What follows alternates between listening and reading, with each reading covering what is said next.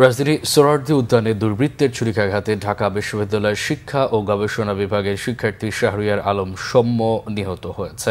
প্রত্যক্ষদর্শীরা জানিয়েছেন, বাইকের সঙ্গে বাইকের ধাক্কার ঘটনায় কথা কাটাকাটির জের ধরে সৌম্যকে ধারালো অস্ত্র দিয়ে আঘাত করে দুর্বৃত্তরা।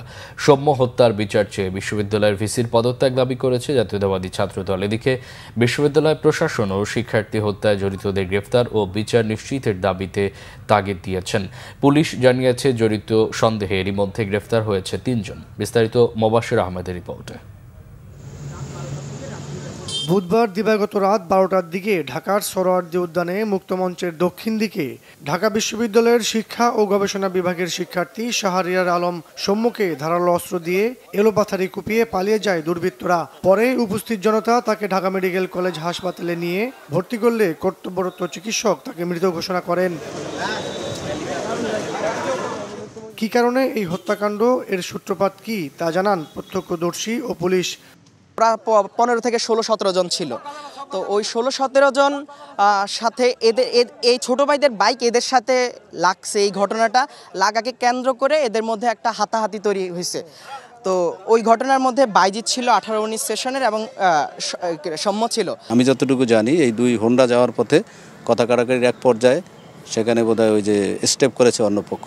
প্রাইমারি মোটিভ যেটা মনে হচ্ছে, আমার মনে হয় এটা বহিরাগতরাই, যেটা আমার যেটা ধারণা আর কি। এখন তো পুরাই না করে বলা যাবে না। তারপর দেখি আমরা তদন্ত করে। সৌম্যর মৃত্যুর ঘটনায় মাঝরাতেই সোহরাওয়ার্দী উদ্যানে তল্লাশি চালায় সৌম্যের সহপাঠী সহ বিশ্ববিদ্যালয়ের শিক্ষার্থীরা। ক্যাম্পাস এলাকায় বহিরাগতদের উপস্থিতি, বিশেষ করে মাদক কারবারিদের দৌরাত্ম্য বাড়াকেই এই ধরনের অপরাধের জন্য দায়ী করছেন শিক্ষার্থীরা। এর পরবর্তীতে যে এটা আমার সাথে হবে না বা আমার বন্ধু বান্ধবের সাথে হবে না, এর কোনো গ্যারান্টি নেই। তো আমরা এখন চাচ্ছি, আমাদের সামগ্রিক দাবি হলো আমরা সব আজকে যেভাবে হোক আমাদের ক্যাম্পাস নিশ্চিত করে এবং নিরাপত্তা ক্যাম্পাস নিশ্চিত করে আমরা ইনশাল্লাহ হলে ফিরব। এদিকে সাম্যর মৃত্যুর খবর পেয়ে ঢাকা মেডিকেল কলেজ হাসপাতালের জরুরি বিভাগে মর্গে আসেন ঢাকা বিশ্ববিদ্যালয়ের উপাচার্য। এ সময় উপস্থিত শিক্ষার্থীরা সাম্য হত্যার বিচার চেয়ে স্লোগান দেয়। একই সাথে ভিসির পদত্যাগ দাবি করেন তারা।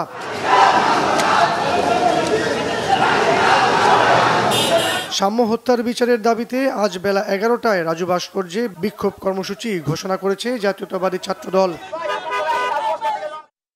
সৌম্য ঢাকা বিশ্ববিদ্যালয়ের স্যার এফ রহমান হল শাখা ছাত্রদলের সাহিত্য ও প্রকাশনা সম্পাদক। হলের ২২২ নম্বর কক্ষে থাকতেন তিনি। মোবাশ্বের আহমেদ, বাংলা ভিশন, ঢাকা।